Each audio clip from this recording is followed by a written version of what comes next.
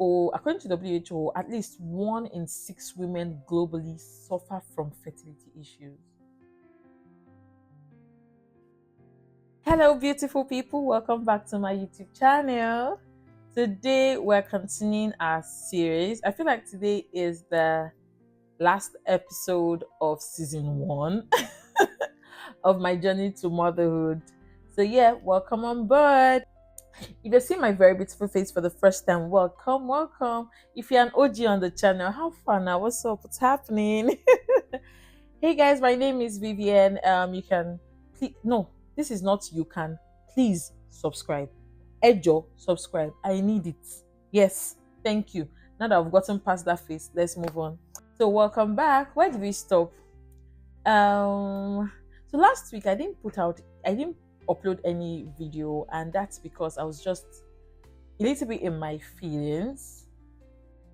And then I remember I was talking to one of my friends, and then she said, like, what's the plan for this series you're doing?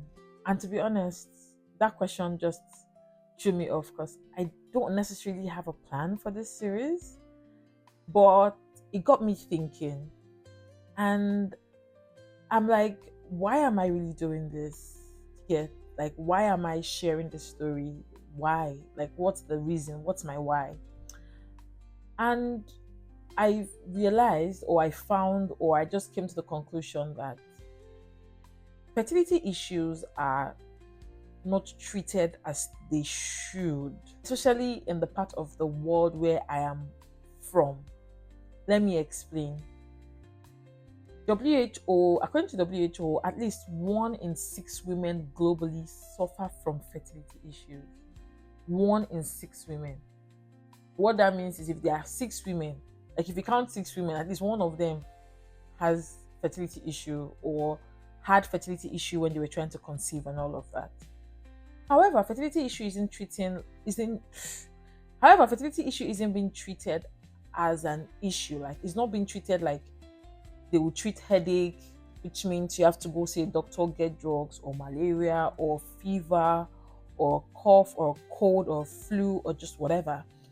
However, it is being treated like it's some sort of an abomination, a stigma, like something you should be ashamed of, something you should hide for. And that's very wrong. I'm like, I've received a couple of DMs, I've received a couple of messages, I've received basically like messages, DMs from people telling me about how they are happy they saw my video, they feel seen, they feel heard. It's someone literally said it's an answered prayer. Like, she was literally praying, like she needs to hear, like she needs someone to talk about XYZ for her to realize, to know that she's not alone. Like, she just feels so alone and all of that. I've had family and friends say things to me that just made me realize that people are going through stuff, and the anger or the pain is they are going through it alone because of the stigma around fertility issues. And I don't even blame them because of how it's treated. When I was going through all of this, at least I could talk to my friends, I could talk to family. But again, I can imagine how lonely it is for them if they really can't talk to someone, or if they're being treated like they're the issue. Or yeah, I feel like that's why I'm doing this. That's my why. I know it's not you people that asked though. I was talking to my friend and I started thinking, but if I don't share it with people, who will I share it with? So let's get right into the video. After the doctor mentioned that the fibroid, following the scan and everything, that the fibroid was hemorrhaging and all of that, we might need to go in for a surgery to correct it and all. Me, I said no. So we're just, going on. I mean, I'm like, I'm done. Like, I had just moved on. I'd made up my mind that there was really nothing I could do. So I rested. Like, when they say people rest, I rested in the Lord. I'm like, God, this is now your assignment. This is now your battle. This is now your work. Like, I'm not doing anything in this. I'm putting zero effort in this journey. You get? So I just moved on, focused my energy on what I really wanted to do. So that was what I was doing. But I was still getting calls from the hospital, like, to check in on me. I'm sure they were checking in both my mental health and overall well-being, just to make sure I was okay. So I think I missed something when the doctor was talking about the when we're still talking about the fibroid hemorrhaging and all of that. In one of the scans that I did, my doctor noticed a polyp. A polyp is the growth of abnormal tissues. Basically, like, they are non-cancerous, so they are benign abnormal tissues growing where they shouldn't. And in this case, she noticed a uterine polyp. And the danger of a uterine polyp is that it could interfere with the implantation of fertilized eggs. So she was like that. She noticed the polyp, and that the polyp that she noticed is bigger than 1 centimeter, 1 cm, right? And anything bigger than 1 cm is considered a risk. Like, you should take it out. If it's in any other part of your body, it's non-benign. So if it's in any other part of your body, it's benign. So they really don't care about it. But because of where it is and the subject matter of what we're discussing, it was essential to take it out. So I told her that no, allow, you can take it out, provided it's not a surgery. Like, if it's a drug to take it out or whatever. She's like, no, that it has to, like, they have to actually put me under and then take it out. But it wasn't like they didn't need a cut. It was just a very seamless procedure. They would just go in, take it out, and boom, like, it's a day's procedure, very seamless, in and out. I'm like, oh, okay, if that's the case, then let's do it. So we did the procedure. We booked the time, then I came in, we did the procedure, and we moved on. Everything was great. Like I said, I focused my attention on something else. I got my certifications done. By God's grace, I landed the job that I wanted. Like, everything was aligning, like, cha cha cha. And then in my head, somehow, I just had to feel like I was back to where I was again in Niger. At least I had something going on for me. My career was going as should. I was bagging my certifications. Like, everything just seemed like it was aligning again. And even though, like, I didn't have a child yet, or I wasn't pregnant yet, I just moved my focus. Like, my worries weren't at my forefront anymore. Like, I wasn't really fixated on my problems. They were no longer problems to me. They were just like, oh, this is happening. Like, it was just a dead situation in my life, right? And I moved on. I'm like, I've already given it to God, so I know it's not possible that I have more power than God. You get? So I just moved on. And after about 4 weeks, we had to go in. Like, after we had the polyeptomy, polyeptomy. What was the name? She had the polyp remover. There's something they call it, polypectomy or polyseptomy. Sure, something. So I went in for the review. When we went in for the review, she had the look and she was like, oh, okay, everything is progressing fine and all of that. And then that for the fibroid hemorrhaging, she just, still think about it.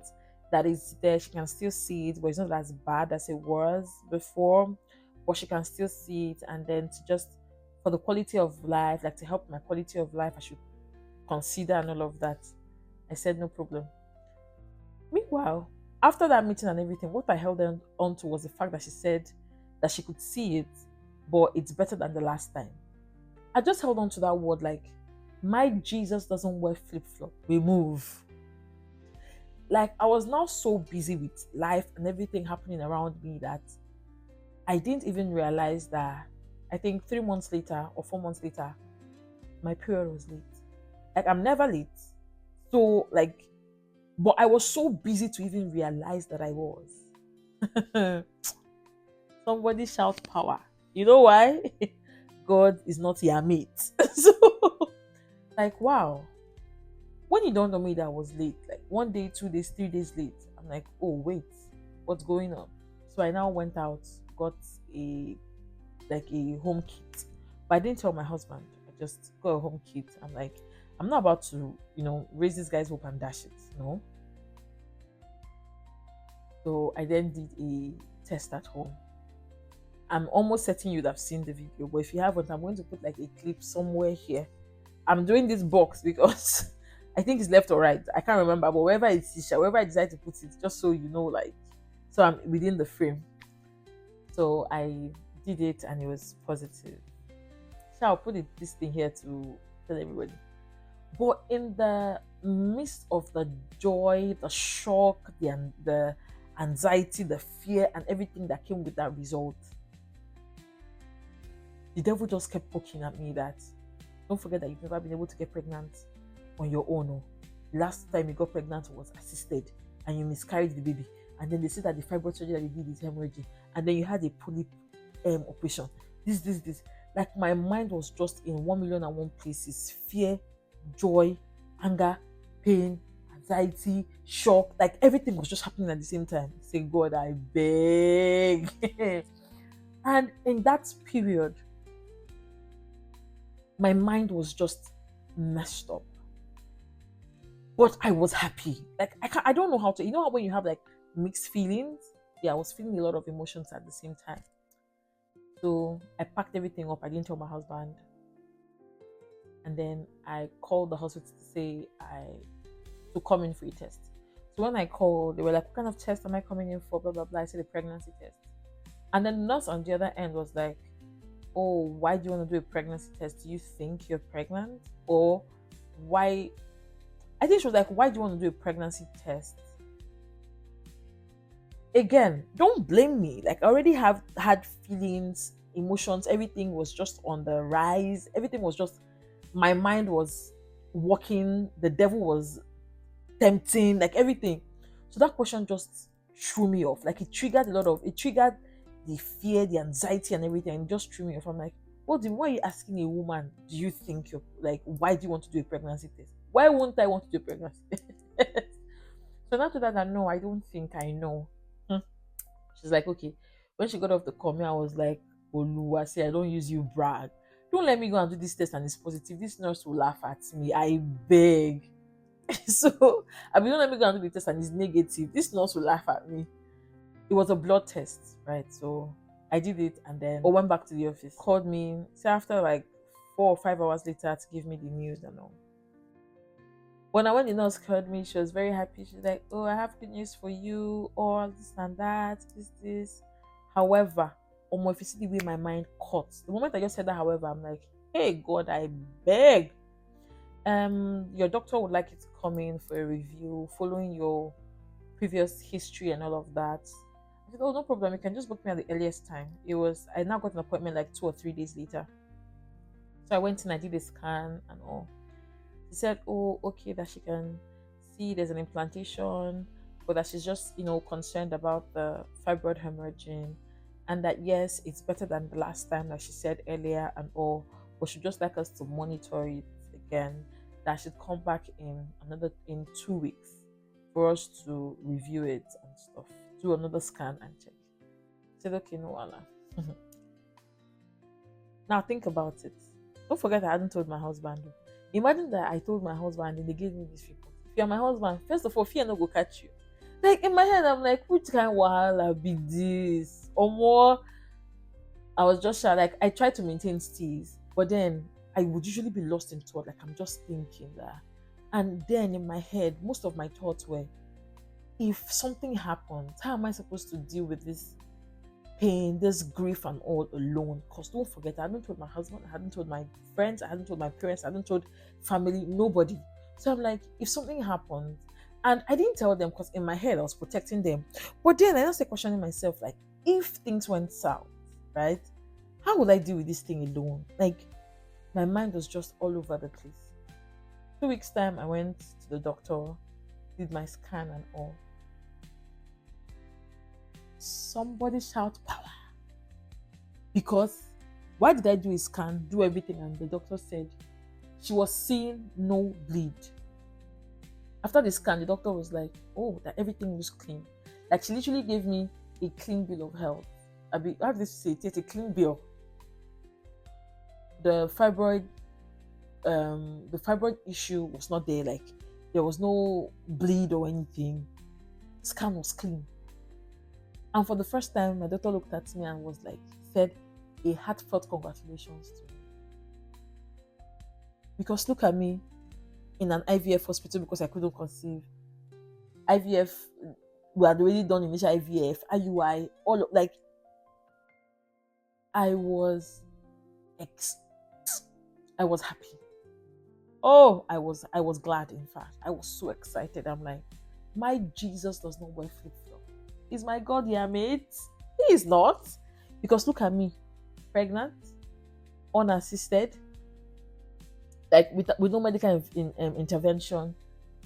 The kind fibroid hemorrhaging suddenly disappeared.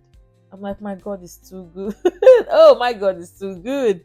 So when you see like my friends being happy for me, the reactions and all of that, it's not necessarily because of the result, but it's because of the journey to that result. It was because of everything that we had gone through to get to where we were or where we are, to be honest. And I'm not trivializing or undermining medical intervention when it comes to fertility issues. Like I said, let's treat it like what it is, an issue. Seek medical help, seek medical attention, get it resolved, get it moving as quickly as possible. However, for me, the feeling, the joy, and everything was, I'm like, I didn't even believe that it could happen naturally. Like, I feel like that is even the highlight of it for me. Because of everything that we had gone through, and then just like that, boy, I was over the moon. I'm going to attach or put in a clip of a few of the reactions from our friends and family and all. And yeah, that's it. That's how we found out we're pregnant. My doctor gave go ahead. They put me on all the necessary vitamins and all of that. Oh, don't do this, don't do that. For me, I'm like, you see, this one that God gave to me, He has come to stay. I'm going to do everything. I'm not even worried. Like, I was at peace, and I was so glad because don't forget, my certifications, I had done them. I was now in my dream job, and then it just felt like God was checking all my boxes. And yeah, that's it. So again, I'm going to say this to you: if you are in the waiting room, I implore you to rest in God. Like, rest in the knowing, in the assurance that God is going to do it. God can do it through any and everything. It could be medical assistance, it could be medical intervention, it could be IVF, it could be IUI. But I just want you to come to the realization and the conviction of the fact that God can do it. Can't even I can't take any of this glory. No, my doctors cannot take the glory. They were instrumental in it.